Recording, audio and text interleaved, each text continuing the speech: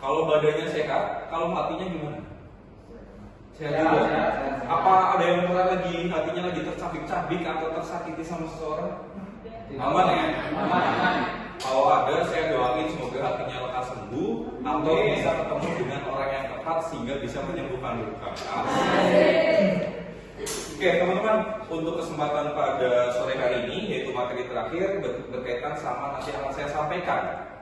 Saya nggak mau bahas soal Alfamart, saya juga nggak mau bahas berkaitan dengan tugas dan tanggung jawab teman-teman nantinya ketika di toko. Saya pengen mengajak teman-teman untuk kita bisa diskusi bersama berkaitan dengan apa? Berkaitan ya namanya manusia pasti kan juga punya masalah ya teman-teman. Apa yang teman-teman rasakan hari ini, apa yang menjadi kecemasan teman-teman hari ini, mari kita sama-sama bisa saling sesi sharing saja, sering diskusi, kita curhat, misalnya gitu ya, untuk bisa ya setidaknya membuat hati kita jauh lebih tenang. Oke teman-teman, sebelumnya saya minta tolong dulu semuanya berdiri. Ya. Karena biasanya sore-sore kayak gini penyakit yang paling sering kita hadapi apa kalau sore? Ngantuk. Oke teman-teman, saya pengen sapa dulu teman-teman sore hari ini. Kalau saya sapa dengan semangat pagi, teman-teman jawab dengan apa? Pagi, semangat. Gitu ya, saya minta suara yang paling keras dan yang paling kompak. Semangat pagi. Pagi, semangat. Saya juga tidak hanya menyapa teman-teman dengan semangat pagi, tapi saya juga akan menyapa dengan sesuai dengan visi ataupun misi dari Alfamart pada tahun ini gitu ya. Walaupun nanti bentar lagi akan ganti tahun kalender gitu ya. Maka untuk mengingatkan saya akan menyapa teman-teman dengan Alfamart, jawab dengan hebat. Gitu ya, bisa semua ya? Bisa. Oke, saya minta suara yang paling kompak dan yang paling keras gitu ya. Alfamart hebat. Oke, tepuk tangan buat kita semua. Kita bisa dulu kembali teman-teman semua. Oke. Hari ini kita pembahasannya santai saja. Lepaskan semua beban teman-teman ngerjain kuis. Lepaskan dulu sebentar, walaupun sebentar ya, tugas-tugas yang sudah saya berikan gitu ya. Kita di sini santai saja. Anggap saya sebagai teman semua, teman-teman ya. Jangan ada jarak di antara kita. Jangan anggap saya sebagai trainer ataupun senior dan lain-lain. Tapi anggap saya sebagai teman saja untuk sore hari ini. Bisa ya teman-teman? Oke. Untuk hari ini saya akan menyampaikan berkaitan dengan bagaimana sih kita sebagai manusia melepaskan semua kecemasan yang kita rasakan ataupun menyelesaikan berkaitan dengan permasalahan yang sedang kita hadapi. Namanya manusia pasti tidak akan terlepas dari yang namanya masalah. Ada di sini yang tidak punya masalah dari lahir sampai dengan hari ini. Pasti punya ya. Biasanya kita kecil, kita masalahnya apa? Mainan. Kita nangis, terus apalagi gak bobo siang, terus makanan gak dibeliin, kita nangis. Terus lagi waktu SD biasanya apa? Berantem. Main bola kalah. Terus yang cewek main apa lagi biasanya? Lompat tali kalah, kita sedih, masalah lagi. Ataupun beranjak dewasa. Biasanya beranjak dewasa permasalahannya apa teman-teman? Cinta. Permasalahan klasik ya. Permasalahan klasik tapi itu yang paling kena ya. Cinta terus apa lagi? Kita kan biasanya suka tanya sama diri sendiri ya, apakah saya sudah dewasa atau belum? Apakah sudah apa ya? Sudah bisa menjalani hidup ini dengan sesuai apa yang saya atau teman-teman pengenin kan? Pertanyaan seperti itu. Nah pasti setiap masalah ataupun setiap manusia punya masalahnya masing-masing. Nah ada satu pemikiran teman-teman. Jadi bahasa kita atau pembahasan kali ini itu berkaitan sama filosofi. Tapi saya akan bahas dengan semudah mungkin agar teman-teman bisa gampang nangkepnya. Sore-sore terus bahasnya filosofi. Waduh, puyeng kepala saya. Yang hafalan aja belum tentu saya udah, bisa aja belum tentu bisa. Ngomong apa lagi kayak misal kemarin yang sudah teman-teman praktekkan gitu ya. ngomong aja saya belum tentu bisa Pak materinya, apalagi filosofi. Jadi kurang lebih gini teman-teman, yang namanya filosofi itu adalah ide atau gagasan atau sebuah pemikiran. Jadi ada beberapa macam filosofi atau pemikiran ataupun prinsip-prinsip di dalam kita hidup. Nah, ada yang namanya filosofi stoikisme. Ini dalam bahasa Indonesianya. Kalau dalam bahasa modernnya atau dalam bahasa Yunani atau dalam bahasa Inggris itu biasanya disebut dengan stoikisme. Nah, untuk lebih gampang, kita menyebutnya stoikisme. Sebelumnya banyak sekali teman-teman materi di YouTube, video di YouTube banyak. Kalau misalnya teman-teman pengen dalami lagi. Nah, di sini saya memperkenalkan. Barangkali teman-teman di sini punya masalah, cemas terhadap sesuatu, punya kekhawatiran terhadap sesuatu, tapi kadang-kala kita sebagai manusia kan lupa ataupun semakin kita tidak berusaha untuk tenang akan menjadi tambah panik, begitu ya teman-teman. Nah, kurang lebih nanti kita akan belajar tentang stoikisme.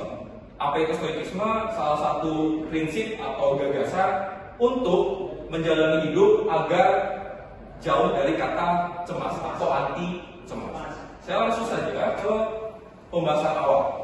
Saya punya quotes dari Reinhold Niebuhr. Berikan saya ketenangan untuk menerima apa yang tidak bisa saya ubah. Berikan saya keberanian untuk mengubah apa yang bisa saya ubah. Dan juga berikan saya kebijaksanaan untuk tahu perbedaan antara keduanya. Jadi secara gampangnya adalah kadang kita tidak mengetahui apa yang harusnya kita bisa ubah dan apa yang tidak bisa kita ubah sama sekali karena itu di luar dari faktor diri kita.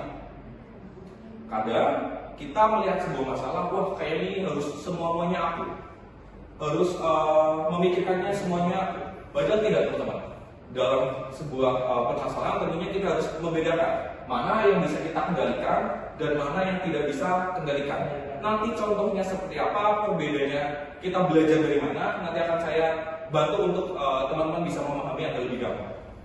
Ini saya suka kata-katanya, kadang-kala saya sebagai individu pasti jelas punya masalah, misalnya saya ini sebagai trainer kan juga punya keluh kesah.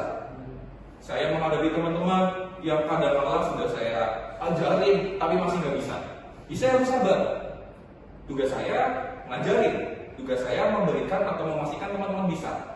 Tapi di luar dari saya, yang namanya manusia individu kan beda-beda. Ada yang bisa ngikutin, ada yang tidak. Nah itu kita bisa bedakan. Makanya saya suka kata-kata terakhir, berikan saya kebijaksanaan untuk tahu perbedaan di antara keduanya. Keduanya berarti yang bisa saya ubah dan tidak bisa saya ubah. Bisa ubah dan tidak bisa diubah. Ya, saya lanjutkan. Back to story atau history gitu ya. Di filosofi stoikisme itu berasal dari zaman Yunani dan Romawi kuno. Ini adalah contoh ataupun filsufnya, ataupun dulu berakarnya dari Seneca, Epictetus, dan Marcus Aurelius. Ada yang kenal? Ada yang punya kontak WhatsApp-nya barangkali? Ini awal semua ya, saya juga nggak kenal. Ini adalah filsuf-filsuf hebat yang berasal dari Yunani yang memikirkan ataupun yang memunculkan filosofi stoikisme atau stoikisme. Dari ketiga ini, semuanya bukan berasal dari raja ataupun bangsawan. Ada yang dari bangsawan dan ada yang dari Buddha. Nah, kenapa saya suka untuk prinsip stoikisme ini? Karena bisa diikuti atau bisa kita terapkan di berbagai kalangan, di berbagai kehidupan. Misalnya saya sebagai rakyat biasa, masyarakat biasa, saya pun bisa. Karena yang namanya masalah tidak melihat kasta, tidak melihat teman-teman punya pacar atau enggak, tidak melihat teman-teman punya pekerjaan atau enggak, tidak melihat teman-teman kaya atau tidak kaya misalnya. Enggak, namanya masalah pasti tetap ada, setiap individu itu pasti ada. Nah ini awalnya dikembangkan ataupun berasal dari Seneca, Epictetus, dan Marcus Aurelius. Oke. Pasti dari masing-masing kita pernah mengalami kecemasan. Ya benar, gambarnya lucu. Ada yang tahu kartun apa? The Simpsons kalau salah ya, tapi saya kurang paham ini namanya siapa. Kayaknya bapaknya Simpson. Ya, kita anggap saja bapaknya Simpson gitu ya. Saya menganggap di sini bahwa gambar ini menunjukkan ekspresi panik, cemas, ketika kita dihadapkan oleh suatu masalah. Di sini pasti pernah mengalami cemas semua? Pernah ya? Pernah menghadapi masalah semua? Pernah. Oke. Saya tadi sudah bagikan secari kertas atau selembar kertas. Saya minta tolong kepada teman-teman untuk menuliskan permasalahan yang teman-teman sekarang sedang hadapi. Misalnya teman-teman lagi khawatir, saya ini ikut training di Alfamart, lulus nggak ya? Saya bisa tetap kerja nggak ya? Silakan bisa ditulis. Atau misalnya saya kok umur 23 tahun belum dapat pacar sama sekali ya seumur hidup. Nah, bisa dituliskan. Ataupun teman saya minjem uang tapi nggak dibalikin padahal saya butuh buat makan misalnya. Silakan dituliskan. Apapun bebas. Permasalahannya satu saja ya teman-teman, jangan banyak. Utang, terus misalnya nggak dibalas sama gebetan. Cukup ditulis satu saja ya permasalahannya. Silakan. Nggak usah dikasih nama. Biar nanti salah satu ataupun beberapa orang bisa saya bacakan berkaitan dengan permasalahannya.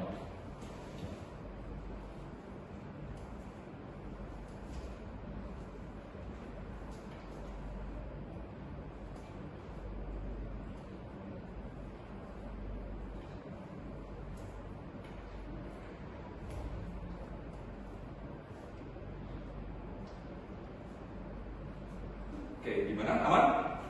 Kalau sudah, yang belakang saya minta tolong estafet ke depan. Nggak usah dikasih nama ya, anonim aja. Nanti kalau misal dikasih nama, teman-teman nanti malah takutnya, wah ketahuan Agus misalnya lagi punya masalah sama ayahnya. Kita jadi ngecek-ngecekin Agus, wah Agus, putus aja Agus misalnya. Kan nanti repot Agus putus dari dia sama pacarnya. Gara-gara kita komporin gitu ya. Kalau sudah dikumpulkan saja teman-teman.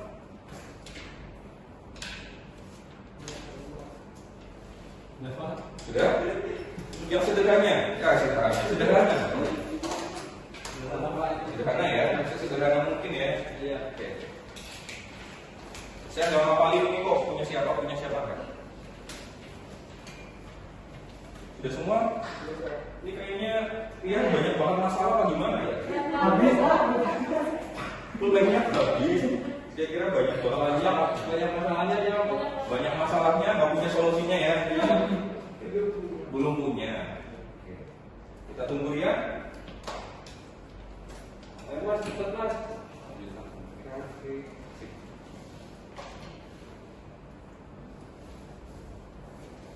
Gimana? Ya, sambung.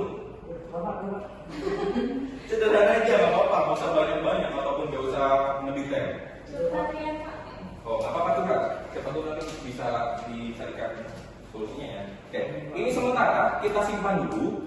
Nanti akan saya terangkan berkaitan bagaimana kita menghadapi masalah dan salah satu alternatifnya adalah kita menjalankan prinsip stoikisme. Jadi di awal pengantarnya adalah kita harus bisa membedakan mana yang bisa kita ubah dan mana yang tidak bisa kita ubah atau di luar kendali kita. Oke, ini saya simpan dulu di sebelah sini. Saya lanjutkan ke pengertiannya dulu. Kalau tadi di awal dari quotes ya, selanjutnya adalah stoikisme. Apa itu stoikisme? Adalah pemahaman bahwasanya kita hanya bisa mengendalikan apa yang menjadi kendali kita, yakni pikiran dan juga tindakan kita sendiri, bukan tindakannya orang lain, bukan pikirannya orang lain. Tapi kita fokuskan hanya kepada kita sendiri, apa yang bisa kita pikirkan dan apa yang bisa kita lakukan. Itu adalah pengertian dari stoikisme. Jadi sudah punya gambaran? Punya ya? Berkaitan dengan apa itu stoikisme. Oke. Pertama, ketika kita dihadapkan dengan kecemasan, dengan sebuah permasalahan, pertama yang harus kita lakukan adalah teman-teman coba berpikir dulu, mana yang bisa saya ubah dan mana yang tidak bisa saya ubah. Caranya adalah bisa kita bedakan dari faktor internal dan eksternal. Yang namanya internal tentu berasal dari dalam diri kita. Kalau eksternal berarti di luar dalam diri kita, di luar apa yang bisa kita kendalikan, gitu ya. Nah, misalnya saya nih sebagai salah satu pekerja atau karyawan, saya misalnya pengen naik jabatan, gitu ya. Atau nyambung sama slide selanjutnya. Ini bos ya teman-teman. Nah, saya pengen naik jabatan. Tentu setiap karyawan pengen dong naik jabatan. Masa ya, misalnya teman-teman nanti kerja di Alfamart gitu ya, atau di toko selama 3 tahun ngedop aja jadi kru. Ya sayang aja waktu dan usaha yang teman-teman sudah lakukan. Nah tentunya saya sebagai karyawan atau teman-teman sebagai karyawan pengen yang namanya naik gaji, naik jabatan dan lain-lain gitu ya. Nah, kadang-kala ada hal yang sama sekali tidak bisa kita kontrol. Salah satunya adalah penilaian dari atasan. Contohnya gini, teman-teman di toko kan nanti masuk di grade 3 jabatannya sebagai kru, betul ya? Jabatannya sebagai kru, nanti naik levelnya atau naik jabatannya tentu di jabatan yang namanya ACOS atau asisten kepala toko. Naik lagi jadi kepala toko atau COS-nya. Nah, hal yang bisa kita lakukan sebagai karyawan adalah berusaha semaksimal mungkin untuk menjalankan tanggung jawab yang sudah diberikan ke saya sebagai seorang kru. Contohnya, saya sebagai kru ngasirin. Saya sebisa mungkin untuk selalu ngasirin seteliti mungkin agar apa?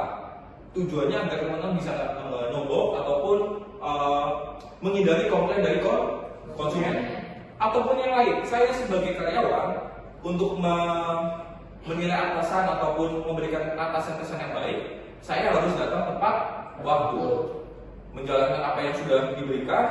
Itu nanti teman-teman yang bisa kendalikan sendiri atau dia bisa dikuasai sendiri. Nah, hal yang tidak bisa dikontrol adalah bagaimana misalnya bosnya atau korwilnya namanya Pak siapa?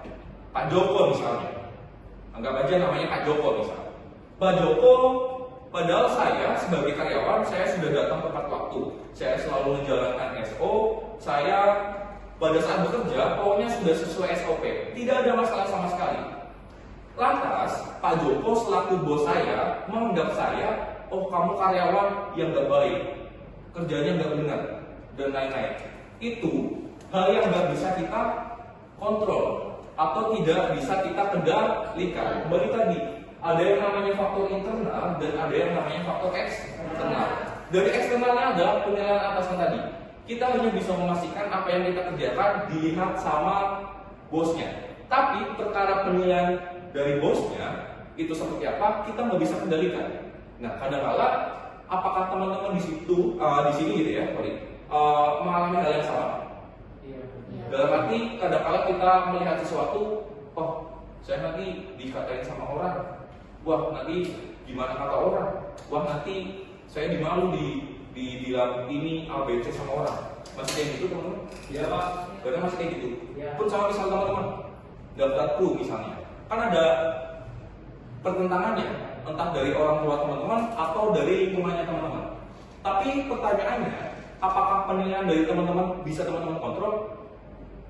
Tidak bisa teman-teman kontrol. Yang bisa teman-teman kontrol adalah saya nanti kerja di Alfamart, yang penting kerjanya halal, baik, dapat gaji, bisa bantu orang tua. Udah, kita kan nggak harus membuktikan, ataupun nggak harus misalnya membuktikan satu-satu kepada teman kalian yang tadi menilai buruk misalnya, ataupun mempertanyakan beli, loh kok kamu di sini, loh kok ini sayang banget misalnya kayak itu penilaian dari orang. Jadi kita harus bisa membedakan antara faktor internal dan faktor eksternal. Oke, penyebabnya apa kalau misal kita menghadapi kecemasan, permasalahan kita tidak bisa membedakan? Kita jadi frustasi, kecewa, sakit hati, dan depresi. Kita dihadapkan suatu permasalahan, kita nggak bisa mengontrol penilaian orang. Kadang-kadang kita sampai frustasi, betul ya? Betul. Kadang kita sudah berbuat baik, tapi dicap, wah dia berbuat baik gara-gara caper sama atasannya biar dinilai baik. Kadang-kadang seperti itu, iya.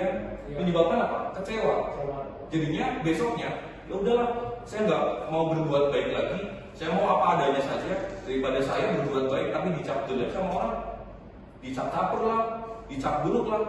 Kan itu bisa menyebabkan kecewa ataupun sakit hati. Ujungnya menyebabkan depresi. Teman-teman kerjanya jadinya yang tadinya baik karena dinilai orang tadi ya caper lah, ini cari muka lah dan lain-lain. Jadinya tadi frustasi, kecewa, sakit hati dan depresi. Akhirnya ya tadi keduanya adalah teman-teman, yaudah saya nggak mau jadi orang baik lagi misalnya, karena saya harus dicap orang seperti itu, padahal saya nggak kayak gitu. Oke. Speak less, act more. Artinya adalah teman-teman sebisa mungkin untuk tidak menjelaskan ataupun tidak harus menerangkan semua hal yang teman-teman lakukan kepada orang di sekitar teman-teman. Lakukan saja yang teman-teman anggap baik. Lakukan saja apa yang teman-teman anggap itu bisa membantu orang, tanpa harus teman-teman pikirkan atau memikirkan responnya nanti bakal gimana.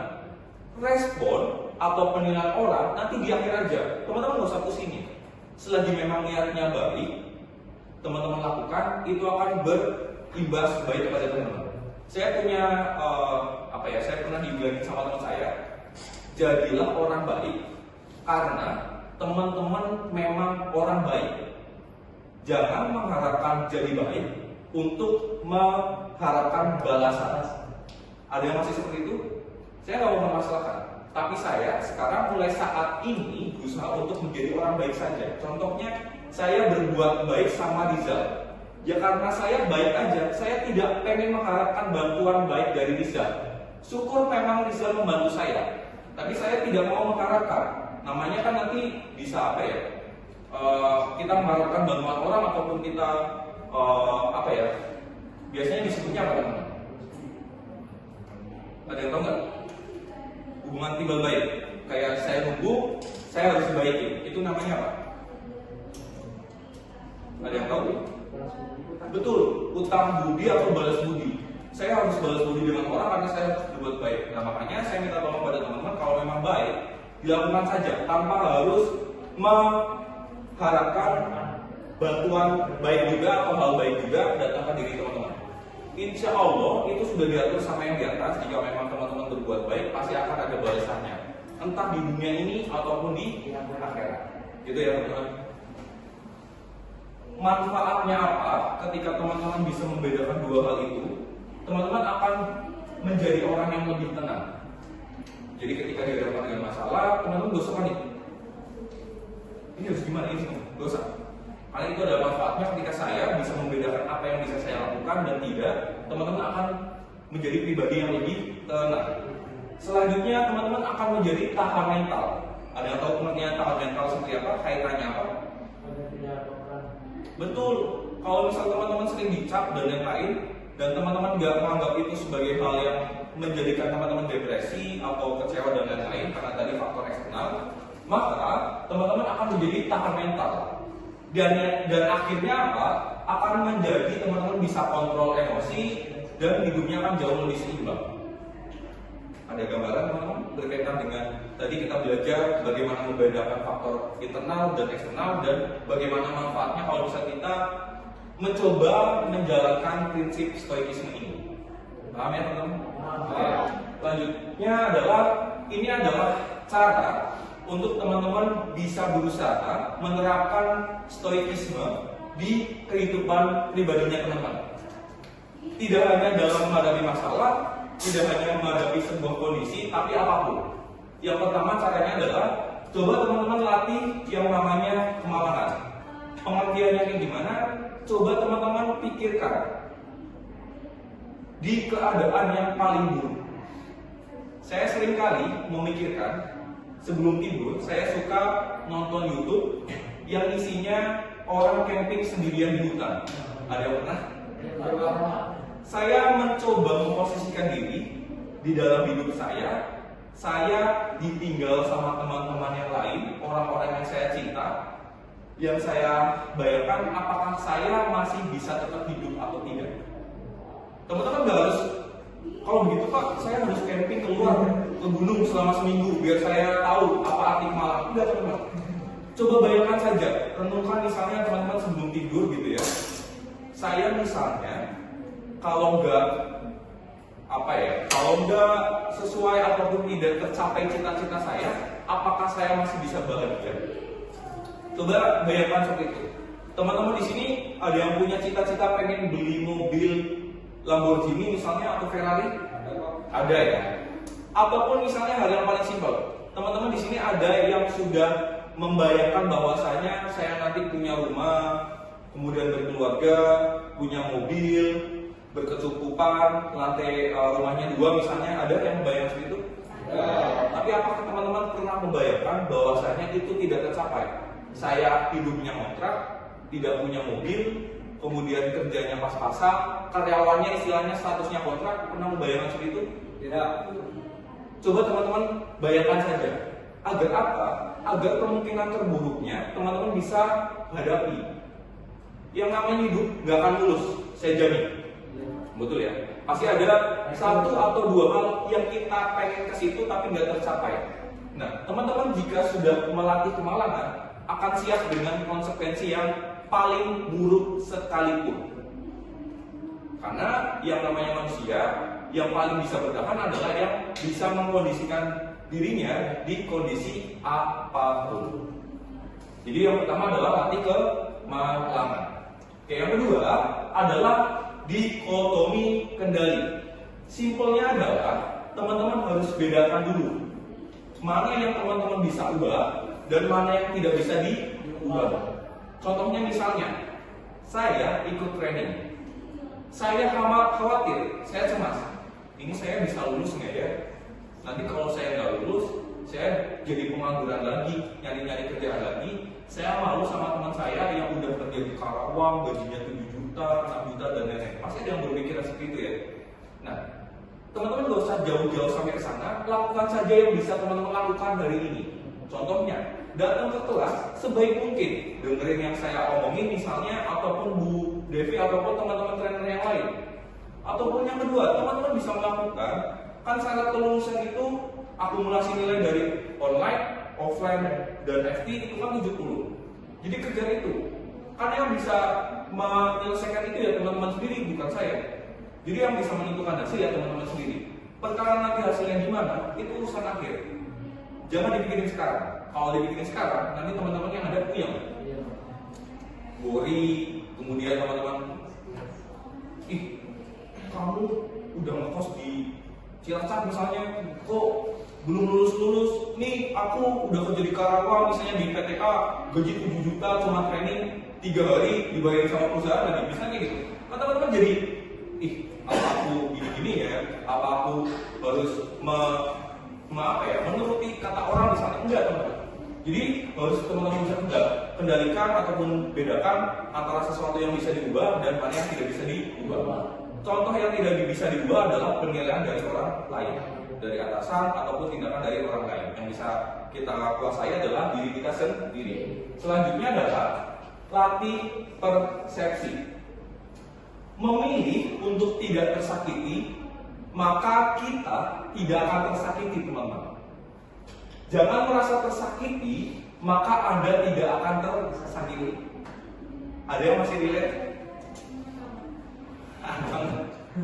Kadang-kala kita, kayaknya aku yang paling nasibnya jelek ya, iya nggak? Yang paling teman-temanku udah pada sukses, kok aku enggak? Ya itu, teman-teman masih merasa tersakiti.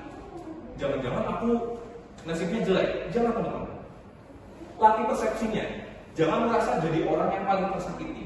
Bukan berarti teman-teman membandingkan dengan orang lain, tapi dalam kemalangan teman-teman ada sesuatu yang masih bisa disyukuri. Nikmat sehat, nikmat teman-teman bisa makan, itu sesuatu yang tidak bisa dinilai, padahal hal simpel. Makanya kita latih persepsi kita. Jangan merasa jadi orang yang paling tersakiti. Kita nggak akan tersakiti teman-teman. Tergantung persepsi dari teman-teman aja. Saya harus berusaha untuk kuat, maka saya akan jauh lebih kuat. Sama. Jika saya merasa saya yang paling sakit, yang paling malang, maka saya akan merasa malang atau belum beruntung misalnya.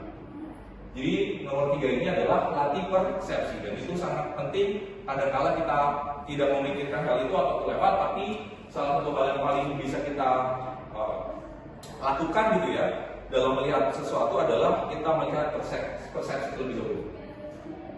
Kedua adalah keempat adalah perspektif luas. Dalam kita melihat sesuatu, kita coba mundur satu langkah. Agar apa? Agar bisa melihat hal tersebut dengan lebih luas lagi. istilahnya adalah helikopter view. Helikopter kan di atas, daratan di bawah. Kita akan naik lebih atas lagi.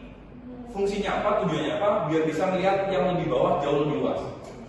Kita kadang-kala, misalnya saya deh, saya dulu awal-awal lulus jadi pengangguran juga, sama seperti teman-teman yang alami. Jadi teman-teman jangan merasa kalian sendiri aja, kok saya nggak dapat kerjaan. Enggak, semua orang pasti ngalamin hal yang sama. Saya juga kayak gitu. Kok saya nggak dapat kerjaan? Padahal saya sudah melamar sana, melamar sini, melamar sana, melamar sini, udah nggak bisa diterima. Lantas apa yang harus saya lakukan? Saya mencoba melihat itu dari sudut pandang yang lebih luas lagi. Mungkin kemampuan saya masih belum dibutuhkan atau masih sedikit, jadi tidak menunjang ataupun makanya saya tidak diterima di sebuah perusahaan. Makanya sembari saya menunggu lamarannya dipanggil, saya menambah soft skill. Saya misalnya ngedit video, saya misalnya jago Microsoft Excel ataupun lain-lain. Nah, makanya bisa teman-teman lihat dulu permasalahan atau kejadian dari sudut pandang yang luas dulu. Saya pernah punya pemikiran begitu ya, kok kenapa teman-teman yang lain itu diterima kerja di kota A, kota B, kota C yang jauh. Saya cuma di dekat domisili saya di Purwokerto. Itu kenapa ya? Kalau saya melihat perspektif lebih luas, mundur satu langkah, setelah itu saya punya musibah, bukan punya musibah, dihadapkan oleh musibah, orang tua saya sakit. Siapa tahu memang tujuannya di atas untuk memberikan saya pekerjaan yang di dekat kota, agar nantinya ketika orang tua saya sakit masih bisa menjenguk ataupun masih bisa merawat. Makanya saya melihat perspektif lebih luas lagi, mundur jauh lebih jauh lagi gitu ya. Oh iya, pasti di sesuatu hal yang kita hadapi ada maksud dan tujuannya yang kadang-kala kita nggak lihat karena kita memandangnya terlalu sempit. Paham ya teman-teman? Itu untuk yang cara keempat.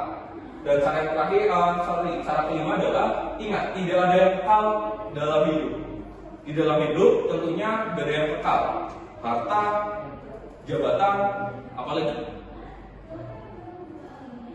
Pokoknya yang di bawah mata itu nggak ada, kecuali amal dan ibadah. Makanya jangan merasa bahwa kita sudah sukses dan lain-lain, kita harus mengejar yang begitu kerasnya. Padahal apa yang kita kejar belum tentu di bawah mati atau kekal yang bisa bantu kita nanti misalnya di alam sana misalnya. Oke, selanjutnya adalah memento mori. Ada yang tahu artinya apa? Ini dari bahasa Latin. Artinya kalau di bahasa Indonesia ini adalah ingatlah kematian. Kita bisa meninggalkan hidup ini kapan saja, tentu, jelas, pasti. Kita nggak akan tahu, saya, teman-teman nggak akan tahu dipanggil yang di atas kapan aja, kita nggak akan tahu. Jadikanlah sekarang atau ini sebagai penentu apa yang kita lakukan, katakan dan pikirkan dalam hidup. Jadi apa yang kita lakukan sekarang seberusaha mungkin dilakukan dengan maksimal. Saya pernah dapat kata-kata yang bagus dari salah satu stand up komedi. Pertanyaan lebih tepatnya, apakah kalau misal teman-teman mati sekarang atau meninggal sekarang, teman-teman rela dengan apa yang sudah teman-teman lakukan sekarang ini? Jawaban saya misalnya ya, saya masih belum rela saya meninggal sekarang karena saya masih belum sukses, belum bisa bahagiain orang tua, belum bisa membantu secara finansial orang tua. Makanya saya nggak rela kalau saya misalnya nggak sukses misalnya dalam waktu dekat, atau saya nggak nge-push diri saya secara cepat untuk bisa mencapai titik sukses, ataupun tujuan tadi pengen membahagiakan orang tua. Bahagian orang tua kan masing-masingnya caranya. Dengan teman-teman kerja nggak minta uang saku misalnya, itu bisa membahagiakan orang tua, ataupun misalnya dengan pulang ke rumah itu juga sudah membahagiakan orang tua. Makanya dengan kita mengingat kematian, kita akan menjadi merasa bercermin, apakah saya puas dengan pencapaian saya yang sudah saya lakukan sekarang ini atau belum. Kalau masih belum, silakan. Waktu yang ada, selagi teman-teman masih sehat, masih bisa bernafas, masih bisa melek, silakan dilakukan atau dikejar semaksimal mungkin. Ini yang keenam. Selanjutnya yang terakhir yaitu amor fati. Pengertiannya amor fati ini adalah cintailah takdirmu. Bukan berarti kita harus pasrah. Misalnya saya dilahirkan di orang tua yang tidak berkecukupan misalnya. Saya harus cintai dan bersyukur. Karena apa? Berarti saya harus membuat hidup saya selanjutnya setidaknya jauh lebih baik dari orang tua saya. Maka pentinglah untuk kita bisa mencintai takdir kita sendiri. Kalau misal teman-teman hari ini takdirnya belum punya jodoh, cintailah saja dulu. Karena belum tentu besok teman-teman gak punya jodoh, betul ya? Jadi makanya selalu ingat, selalu istilahnya berkaca sama diri sendiri. Apakah saya bisa bersyukur terhadap apa yang sudah saya berikan atau yang atas berikan terhadap saya atau belum? Kalau belum, silakan direnungkan lagi. Karena yang di atas sudah memberikan banyak sekali kenikmatan ke kita. Nafas, makan, ataupun yang lain-lain. Begitu teman-teman. Ini untuk 7 cara yang teman-teman bisa terapkan untuk bisa menjalankan prinsip yang namanya stoicisme.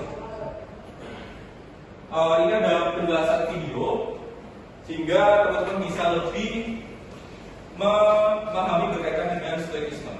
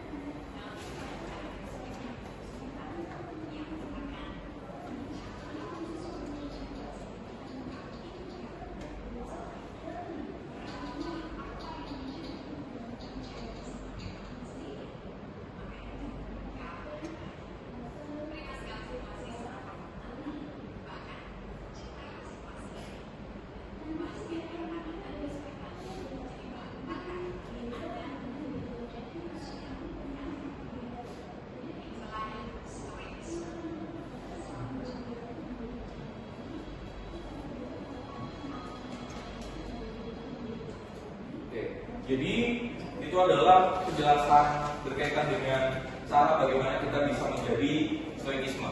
Oke, saya lanjutkan ke yang sudah teman-teman tulis ya. Saya ambil 2 saja bagi beberapa contoh agar kita bisa coba bedah mana yang bisa teman-teman lakukan dari permasalahan yang teman-teman sedang hadapi dan mana yang ada di luar kendali teman-teman.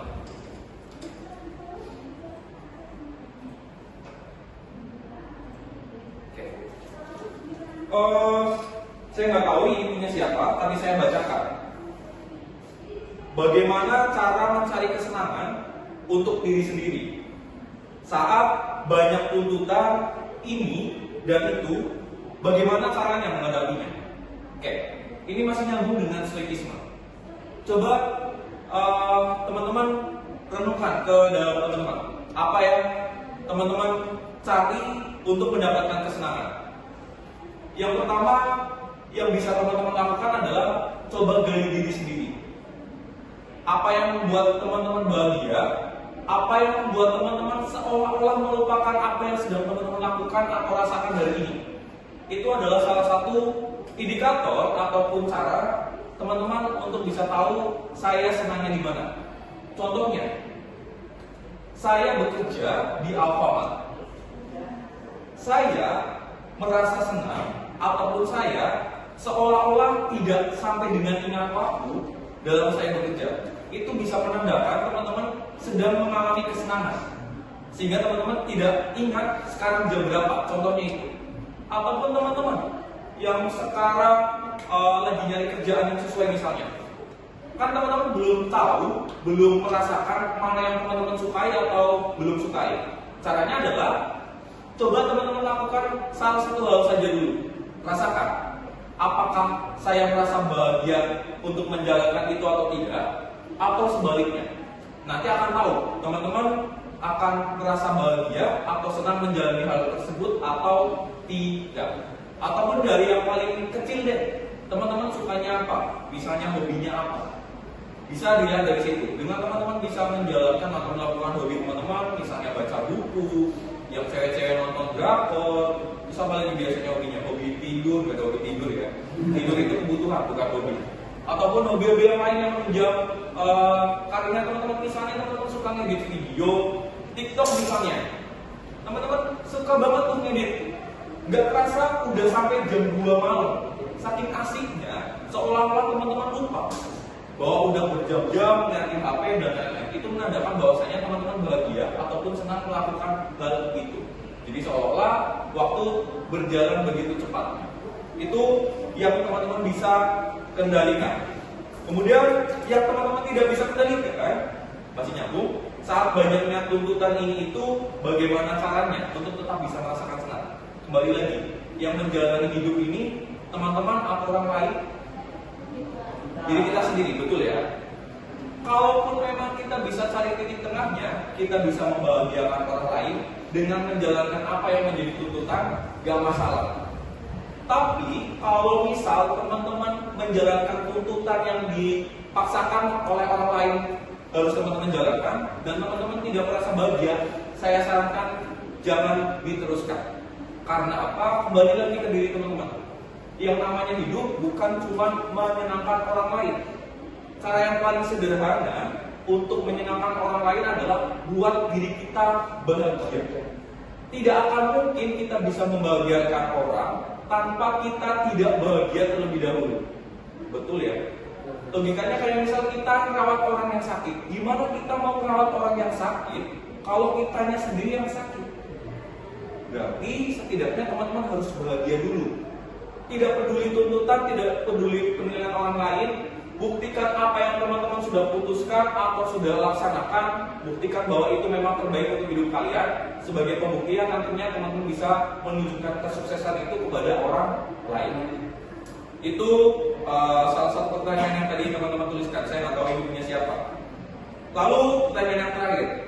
Saya mempunyai masalah di mana kalau misal saya tidak lulus training, orang tua saya pasti merasa kecewa. Harapan saya di tahun ini pengen membahagiakan orang tua. Kita bedah dulu. Yang bisa kita lakukan dari faktor internal adalah hari ini saya berangkat training harus maksimal sebisa mungkin untuk menunjukkan ke trainernya bahwasanya oh saya itu memang layak diterima di Alfamart. Sesimpel itu dulu. Teman-teman gak usah jauh-jauh memikirkan nanti bagaimana kalau saya nggak lulus, bagaimana kalau misal seorang tua saya kecewa, nggak masalah.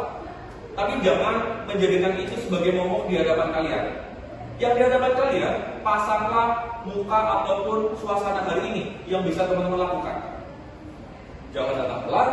Kalau misal ada yang dibingungin atau misal masih ada yang bimbang, silakan ditanyakan. Saya bisa membantu, teman-teman trainer yang lain bisa membantu, teman sesama peserta training bisa membantu.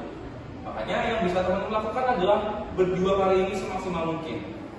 Menjadi alpha ini, kemudian pahami materi yang ada. Besok hari Kamis, FT, teman-teman bisa persiapkan semaksimal mungkin agar apa? Bisa lulus FT. Kalau bisa teman-teman lulus FT, otomatis orang tua teman-teman akan bahagia. Pun coba bayangkan ketika teman-teman lolos ataupun nggak lolos, dua-duanya ini tetap teman-teman bayangkan. Tapi jangan jadikan momok yang paling besar. Tetap fokusnya adalah hal yang teman-teman bisa lakukan dan jangan terlalu pikirkan terhadap hal yang teman-teman bisa atau di luar kendali teman-teman, yaitu dari penilaian orang lain. Kecewa, orang tua merasakan kecewa terhadap anaknya itu namanya wajar, pasti wajar. Tapi buatlah kecewa tadi sebagai bahan bakar untuk teman-teman bisa memperbaiki diri lebih baik ke depannya, entah di Alfamart atau di tempat manapun. Gitu ya teman-teman.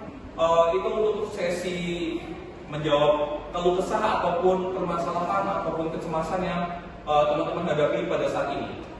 Semoga bisa membantu agar teman-teman bisa menjalankan hari-harinya dengan lebih optimis utamanya, dan juga bisa menyelesaikan apa yang teman-teman rasakan atau cemaskan hari ini.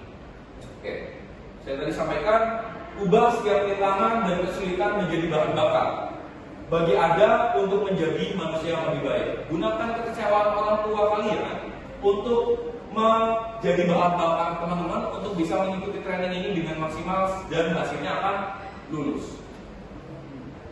Kemudian, seorang stoik tidak akan buang waktu dan energi untuk adu mulut meyakinkan orang lain. Teman-teman gak harus membuktikan semua yang teman-teman lakukan hari ini baik kepada orang lain. Gak usah buang energi.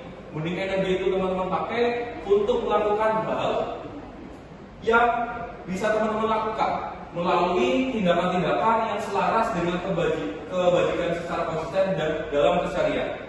Jadi gak usah terlalu terpaku dengan teman-teman meyakinkan orang, lebih baik energinya disimpan untuk menjalankan hidup yang lebih baik. Jadi jangan terlalu teman-teman fokuskan sama penilaian orang.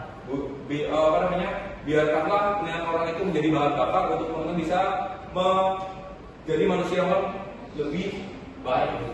Oke, itu saja untuk penjelasan saya untuk sore hari ini. Sebelumnya apakah ada yang ingin ditanyakan? Gak ada. Ada yang ingin ditanyakan? Kalau nggak ada, saya berdoa semoga teman-teman semua di sini bisa lulus ataupun bisa mencapai apa yang teman-teman ingin lakukan atau sebagai tujuan teman-teman. Itu saja. Terima kasih teman-teman untuk waktunya hari ini atau pada sore hari ini. Tetap sehat. Semoga selalu sukses dimanapun teman-teman berada. Amin. Akhir kata dari saya Raffi. Senang melayani teman-teman semua. Wabillahi taufiq wal hidayah. Wassalamualaikum warahmatullahi wabarakatuh.